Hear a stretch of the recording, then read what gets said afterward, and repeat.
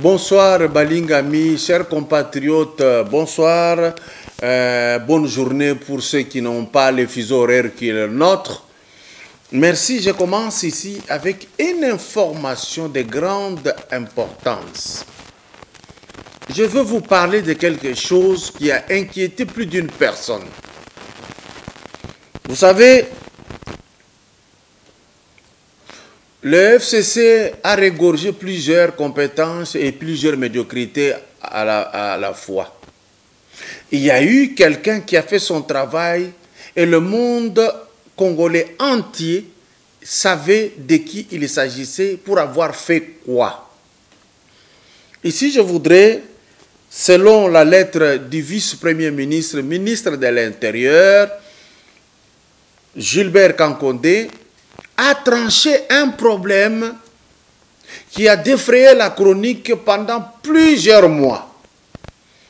Pourquoi ce problème a défrayé la chronique? Qui l'a créé? Pourquoi l'a-t-il créé? Le voici. Après les élections présidentielles et législatives, il s'est avéré que le parti politique FDC et alliés a arraché une part importante des députés. Et comme chaque politicien a toujours eu des ambitions à des échelons différents, pour le professeur Bati Lukwebo, il avait l'ambition de servir la nation en dehors de ce qu'il a été ministre, en dehors de ça qu'il a été le mandataire de l'État pour avoir piloté les activités de la SONAS pendant un temps, en dehors d'être une force politique qui pesait en dehors du PPRD, l'AFDC pesait comme le MCR, le professeur Bati Lukwebo voulait servir la nation au niveau du Sénat. Ils ont cheminé correctement.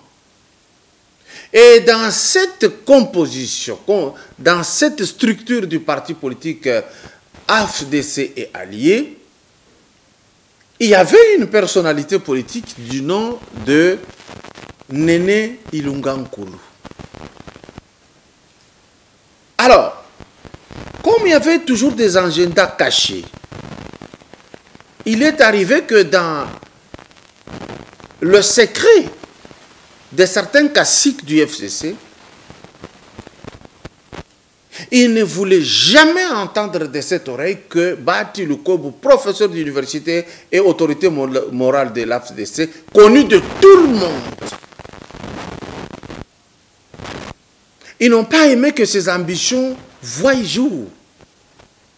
Ainsi, il y a eu des conciliabules pour freiner la candidature du professeur Bati Lukwebo. Ils se sont dit, nous devons tout faire qu'il ne puisse pas être candidat président du Sénat. Et comme lui avait ses convictions, comme dans ses habitudes de pouvoir aider avec ce qu'il a comme outil à portée de ses mains et de ses compétences, de son intelligence et de ses qualités, il a dit, je signe et je perdis, je suis candidat. Sachant qu'en face de lui, il y avait quelqu'un qu'on a forcé à être candidat pour certaines raisons, entre guillemets, étant sous le coup d'une sanction internationale,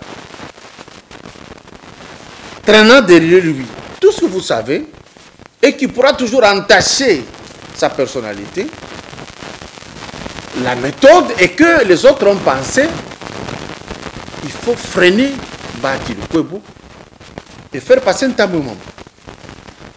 Vous avez suivi, vous tous, que les gens qui ont voté pour un tabouement, ça c'est un autre chapitre, il y a eu un mot d'ordre, il n'y a pas eu analyse des compétences, il n'y a pas eu la conscience qui a travaillé en lieu et place. Il y a eu un mot d'ordre. Pourquoi? Parce qu'il pensait fragiliser le sénateur Bati Lukwebo en dédoublant un parti politique.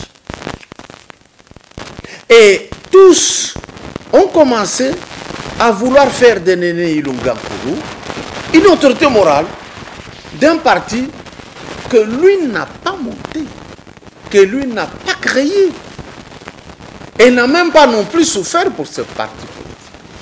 Tout le monde connaît Bati Lukwebo Modeste. Ça, c'est connu. Même eux-mêmes, dans leur fort intérieur, ils en souffraient. Mais ils étaient devant une machine qui ne leur a pas permis, jusqu'à ce jour, d'être libres. Ainsi, on a dédoublé. Ainsi, on a permis à trouver un ministère qu'on a donné comme récompense à Mme Néné Ilunga Nkulu pour avoir court-circuité un camarade, un compagnon de guerre, un compagnon de lutte. Elle l'a fait.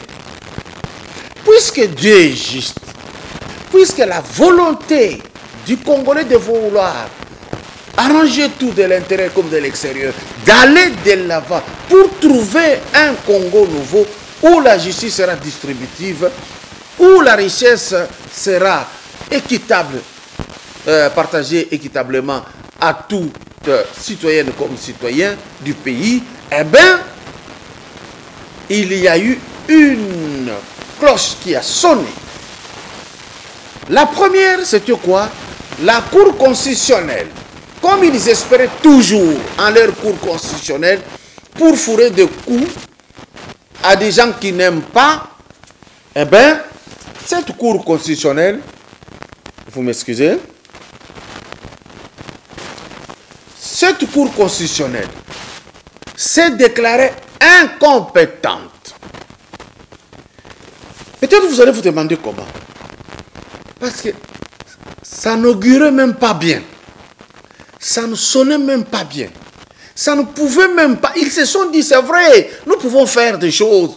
Mais comment est-ce qu'on peut arriver du professeur Bati Lukwebo à Néné Nkulu? Comment est-ce qu'on peut tricher à ce point?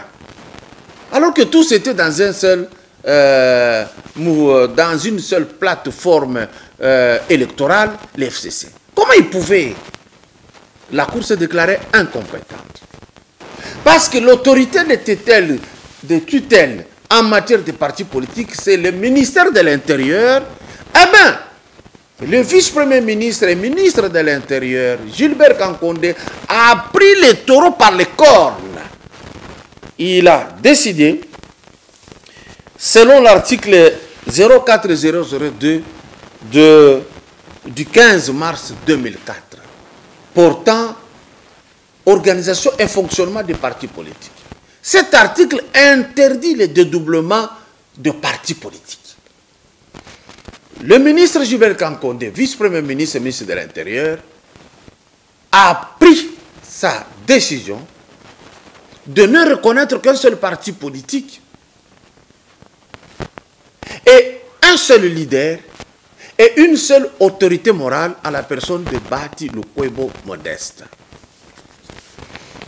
Alors, Retenez, chers amis, depuis le 12 août 2020, on a cessé de parler de cette cacophonie-là, de cette confusion qu'on a voulu créer. Retenez, vous qui doutiez de convoler avec l'AFDCA,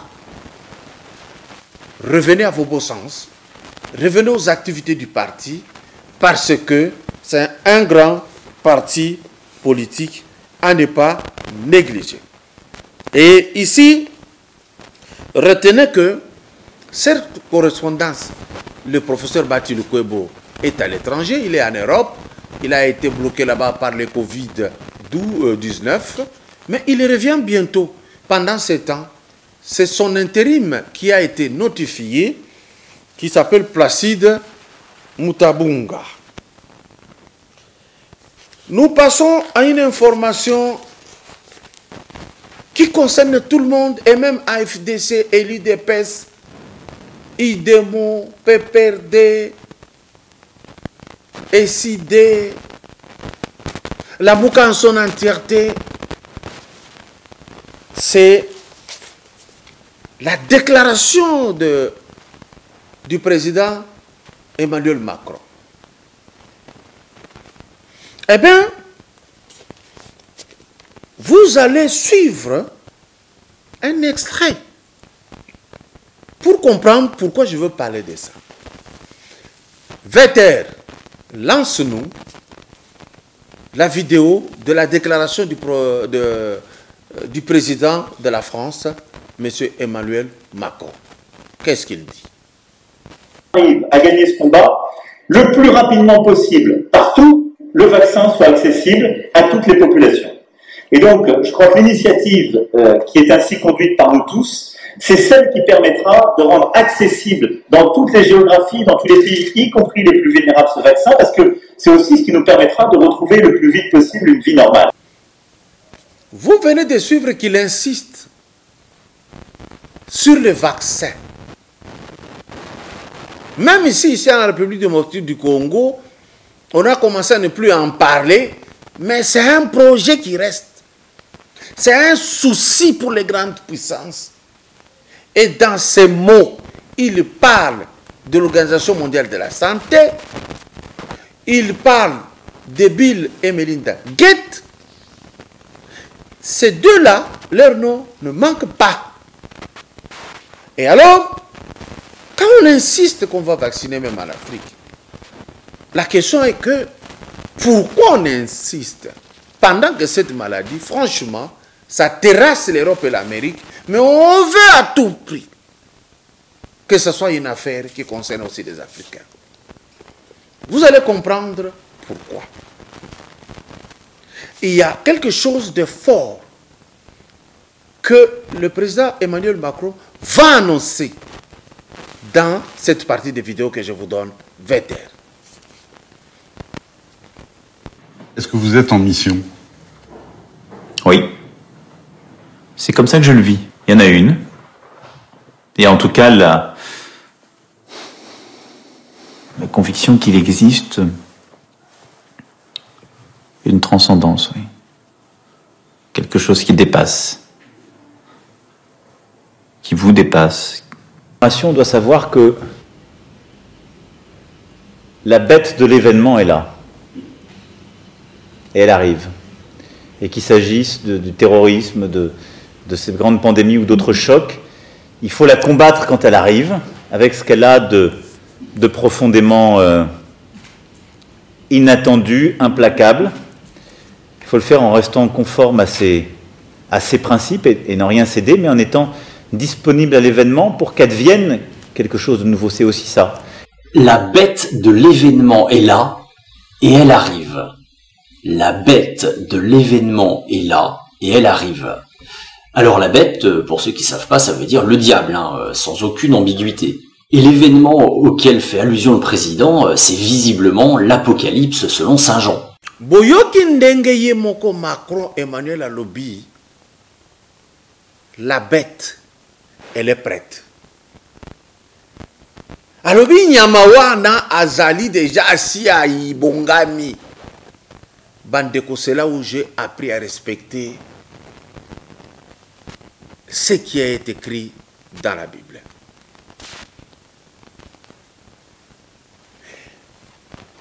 Dans la Bible, dans l'Apocalypse, bazoloba. Nyama wana tango ko telema. Akozala diabulu ye moko.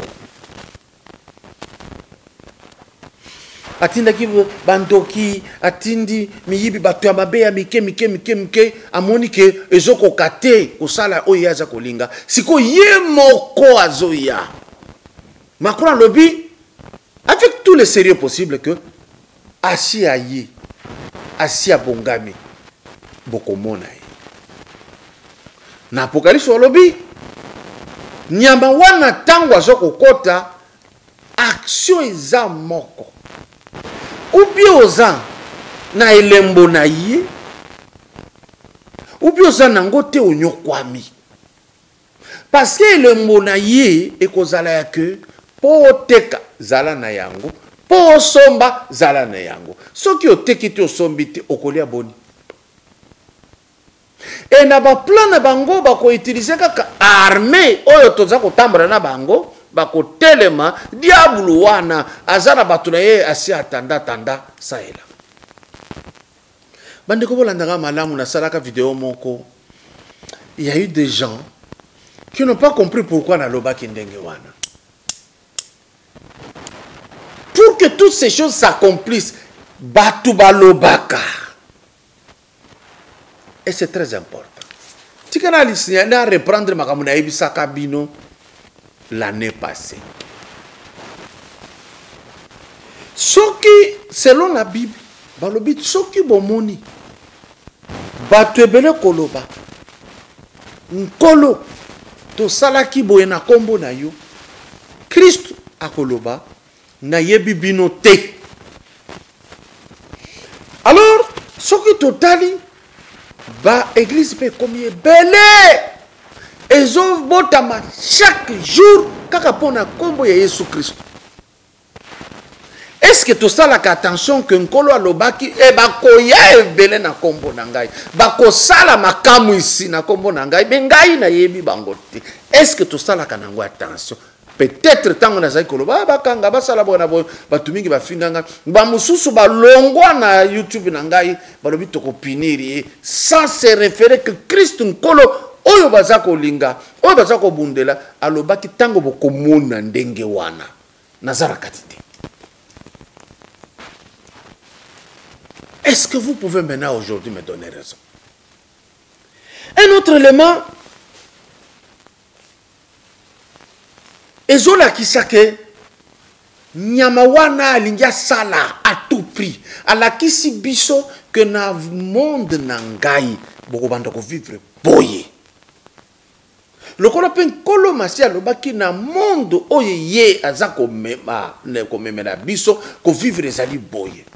Esengo kokufa te bolingo ezala kati na batu. Mais alobaki tango bokomona makambo ya bongo yeba ke na bongami. Kobongama ezate ke ye aye avant. Tant que antichrist nana yete. Tant que marque ya bête ba imposer en côté. Christ akoyate. Il faut makambo salema nde akoka komona na koya. Mais regardez. Tango bomoni sikoyo mwana na yake azongi omoni na ba tatouage lela makasi lela nkolo parce que ça marque ya bête. Tango za komona homosexualité kokota na famille na bino yeba ke marque wana e continue ya famille na bino. Batu mususu bako bouder comme toujours.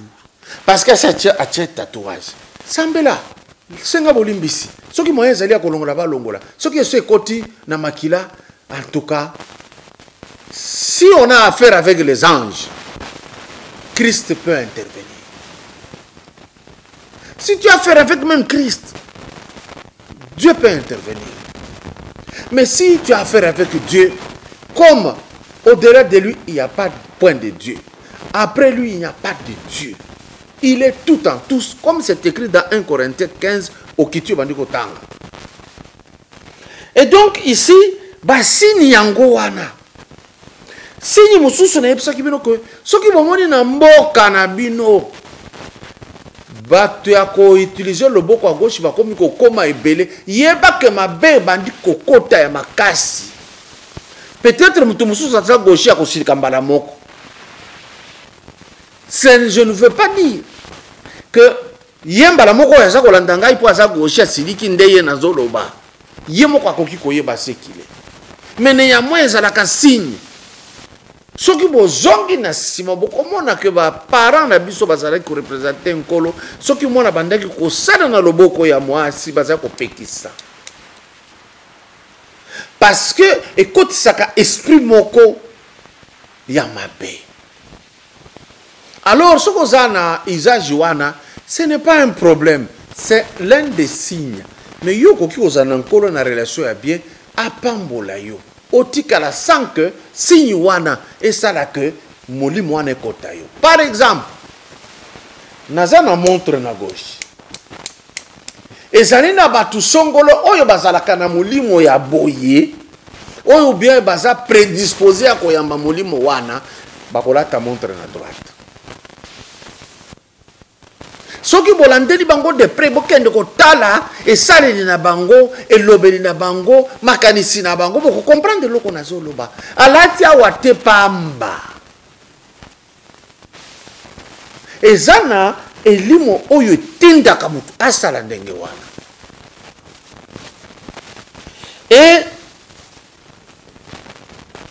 tango bomoni na mboka babilembo oyo na boyo kabakangi muto balongoli motema bake koteka mwana boy c'est parce que nyama oyo Macron auti koloba ke asia bongami alinga kota aliaka nini aliaka nde biloko tozoloba awa abongam akota ke pa mutatika ka sinyi ba sinyo nazali kopesa awa tango pe boso komona technologie kokola makasi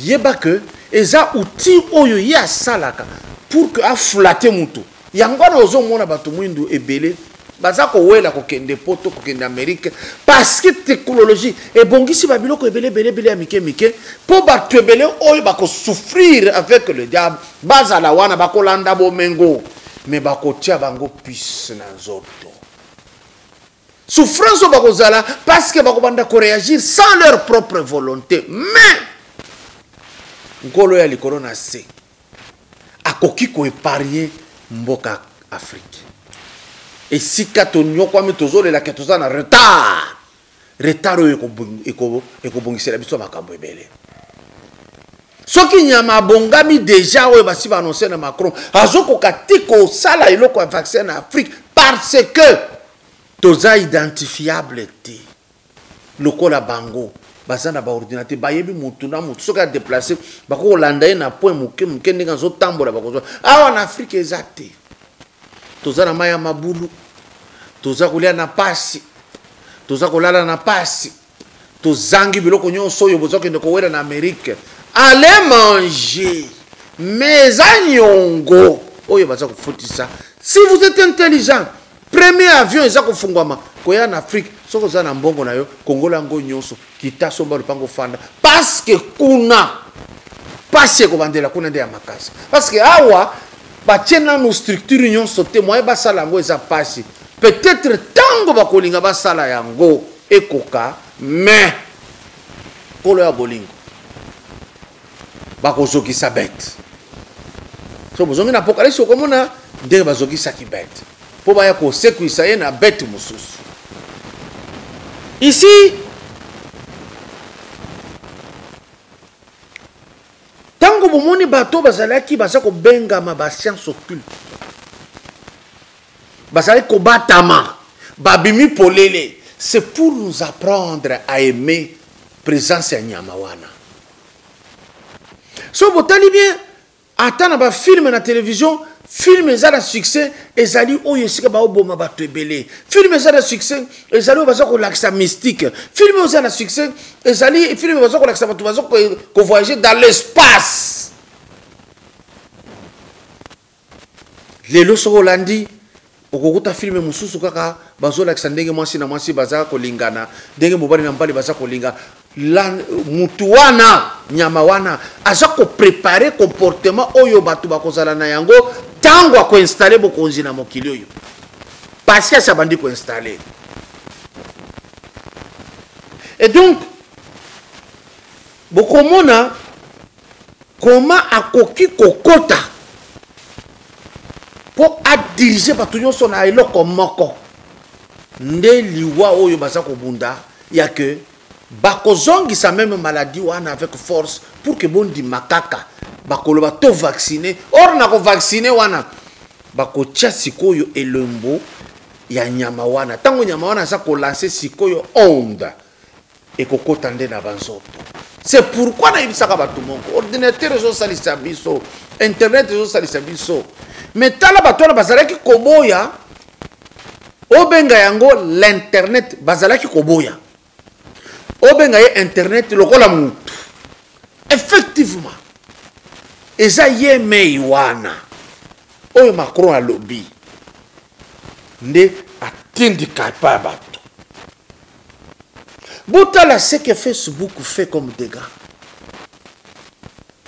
nde musala wana botala ta Congo le to kolela makambo bato bazo koma ko finga eza facile makambo ya santé facile lelo ba photo belé kaka mutu mutakala nde ba et les gens aiment regarder parce que monde oyo wana balobi na Macron vie ko sala ndenge wana. Ainsi bato ebele ya mwindo ba utaka poto bakoya bino bozala ba makambo bozala reculer amoni normal dans ndenge bato baza ko s'embrasser na ba métro ndenge ba ko fanda na parc ba bandi ko s'embrasser ndenge ba bandi ko sala ekobo partout ndenge za bani disi balobi eza démocratie balobi eza liberté d'expression et d'existence, on est libre. Or pas ya nkolo on ne peut pas être libre nkolo azana ba loi.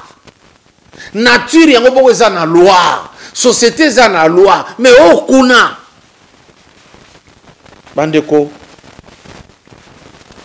nalingi na pesa passage moke nalingi na pesa passage na mama Pauline Muzinga bongo to ya kosukisa tolanda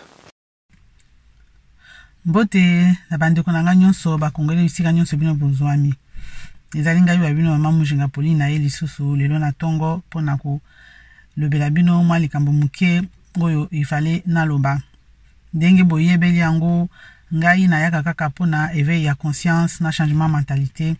Donc na veille ya conscience ngoloba éducation eza pona mboka na biso eza pona bana biso eza pe pona biso nyonso ba congolais bandeko lelo yo toza vraiment na crise ya identité. Donc c'est-à-dire lelo toza ko batu mingi bazali ko mituna pona o etali bisika biso to uti etali ba origine na biso etali biso mo toza ndenge nini.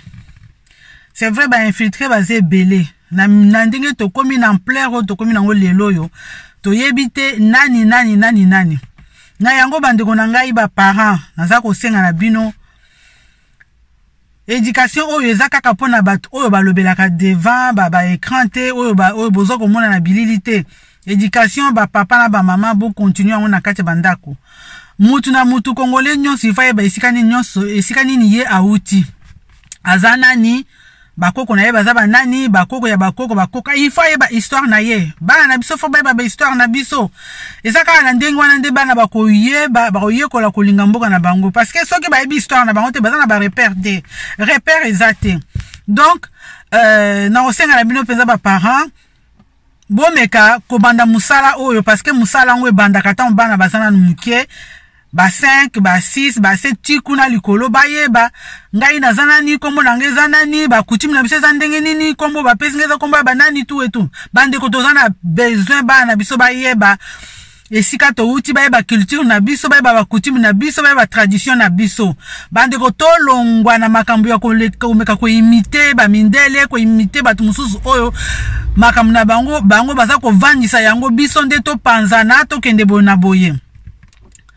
Crise ya identité ezali na yoki bazolo ba makambo ya recensement eza penza eloko moko très bien parce que eko permettre que mutu na mutu aye ba place ni ya uti mutu na mutu azala au moins na connaissance ya makambo ya mikio aza nango na yango biso ba parents il faut to banda wana vraiment na bomwana ngai na yebiki tant toza okola papa na biso vandisa biso ezala mama bazali ko yebisa biso place to uti bakoko na biso baza banani tout toza ko yeba nga nazi chance makasi pona papo ya ngai avant kufa atikela ki biso eloko balobi arbre généalogique naza na yango fier makasi naza nango lelo papa na biso akombaki makambo wana depuis 1600 abandeli kaka histoire ya famille na ye titi lelo oyo eza eloko moko kitoko bana nga basepeli nango mingi biso atovandaka awa libanda bana biso baza trop curieux batunaka mais biso oyo bavandi na Kinshasa bino place bozali il faut bo profiter na moment où bozana na bomoi na moment où bozana na makasi pour ba expliquer bana bino à peu près qu'est-ce qu'ils doivent faire uti wapi bakoko na bango baza banani bakola na bolingo ya mboka bakola na bolingo ya nini ya patrie na bango bakola na bolingo ya ba tradition ba coutume bandeko na ngai.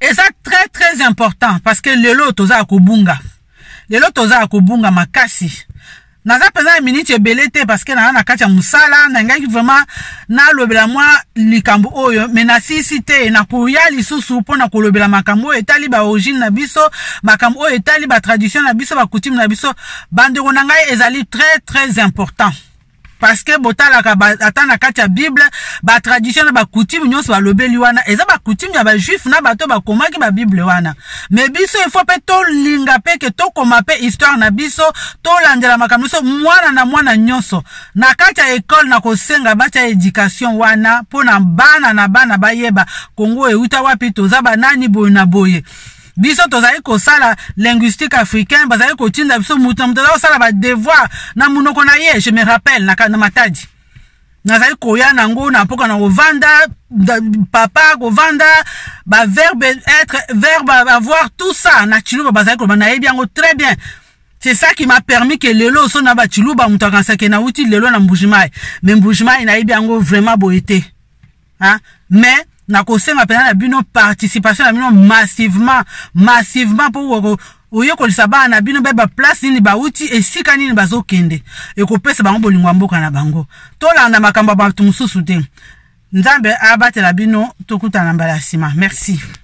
Alors les 15 bafungo l'église na moni bato bazoko bongama bazoko sokola ba temple nazo insister message na bino ekozala nini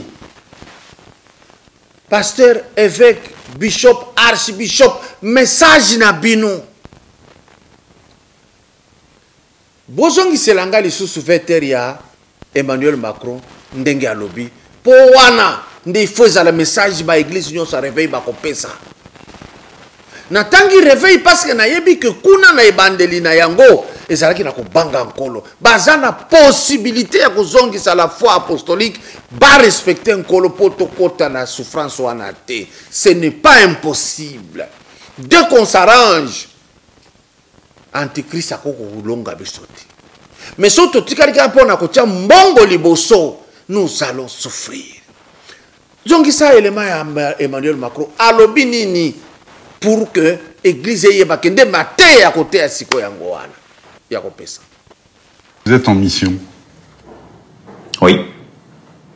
C'est comme ça que je le vis. Alors vous avez les thèmes.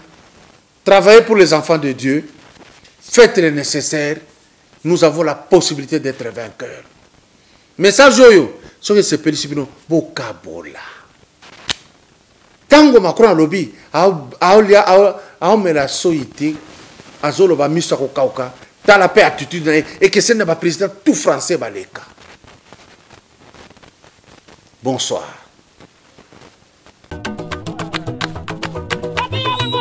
Fatia.